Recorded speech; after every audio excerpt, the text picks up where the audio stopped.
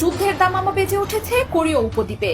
যুদ্ধের জন্য পুরোপুরি তৈরি ইরানের বন্ধু উত্তর কোরিয়া। আমেরিকার হাতের পুতুল দক্ষিণ কোরিয়ার উস্কানিতে উত্তর কোরিয়া এখন যুদ্ধের দ্বারপ্রান্তে। রবিবার উত্তর কোরিয়া জানিয়েছে, দক্ষিণ কোরিয়ায় আক্রমণের জন্য প্রস্তুত সেনারা। জবাবে দক্ষিণ কোরিয়া বলছে, নাগরিকদের নিরাপত্তায় এক বিন্দু ব্যাঘাত ঘটলেও পিয়ংইয়ংকে চরম পরিস্থিতির মুখোমুখি হতে হবে। এর মধ্যেই শুক্রবার দেশটির সর্বোচ্চ নেতা কিম জং উনের বোন অভিযোগ করেন, পিয়ংইয়ংয়ে দক্ষিণ কোরিয়ার ড্রোনের অনুপ্রবেশ ঘটছে। এসব ড্রোন ব্যবহার করে সরকার বিরোধী লিফলেট ছড়ানো হচ্ছে বলে জানান তিনি। দক্ষিণ কোরিয়ার এমন পদক্ষেপকে আত্মঘাতী বলেও জানান কিম ইয়ো জং। এরপরই উত্তর কোরিয়ার প্রতিরক্ষা মন্ত্রী নিজের বাহিনীকে যুদ্ধের জন্য তৈরি হওয়ার নির্দেশ দেন।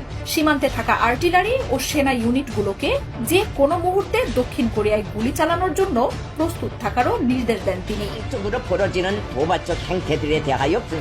ড্রোন পাঠিয়ে ইচ্ছাকৃতভাবে এই সংঘাত উস্কে দিচ্ছে বলেও দাবি করছে উত্তর কোরিয়া।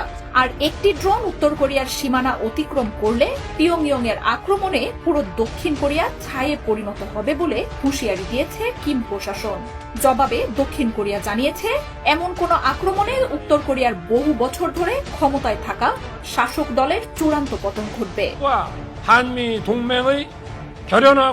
এই উত্তেজনার মধ্যেই উত্তরাঞ্চলে দেশ দুটির মধ্যকার সংযোগ সড়ক ধ্বংস করেছে কিম জং উনের দেশ। পাশাপাশি পরিস্থিতি আরো উস্কে দিতে স্পেস রকেট উৎক্ষেপণও করতে যাচ্ছে দেশটি। দূরপাল্লার ক্ষেপণাস্ত্র প্রযুক্তির এমন পরীক্ষার উপর জাতিসংঘের নিষেধাজ্ঞা রয়েছে। দক্ষিণ কোরিয়ার সাথে থাকা সীমান্তে এরই মধ্যে অ্যান্টি ট্যাঙ্ক ব্যারিয়ার আনা সহ মাইন দিয়ে ঢেকে রেখেছে অঞ্চলটি। নিজেদের অত্যাধুনিক দূরপাল্লার অস্ত্র যুক্তরাষ্ট্রেও আঘাত হানতে সক্ষম বলেও জানানো হয়েছে।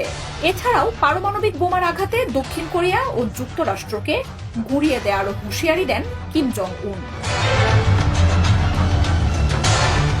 2019 সাল থেকেই চিরবৈরী দেশ দুটির মধ্যে উত্তেজনা বেড়ে চলেছে। পারমাণবিক চুক্তি নিয়ে কিম জং উনের সাথে যুক্তরাষ্ট্রের সমঝোতার চেষ্টা ব্যর্থ হওয়ার পর এই পরিস্থিতির আরো অবনতি হয়। কোরীয় উপদ্বীপে একের পর এক ব্যালিস্টিক মিসাইলের পরীক্ষা চালিয়েছে কিম জং উনের বাহিনী। জবাবে যুক্তরাষ্ট্রকে সাথে নিয়ে অঞ্চলটিতে সামরিক মহড়া চালায় সিওল। এমন মহড়াকে চূড়ান্ত উস্কানি বলে জানিয়ে দেশ দুটির মধ্যে সব যোগাযোগ বন্ধের ঘোষণা দেয় পিয়ংইয়ং। মার্জিয়া উপমা, 71।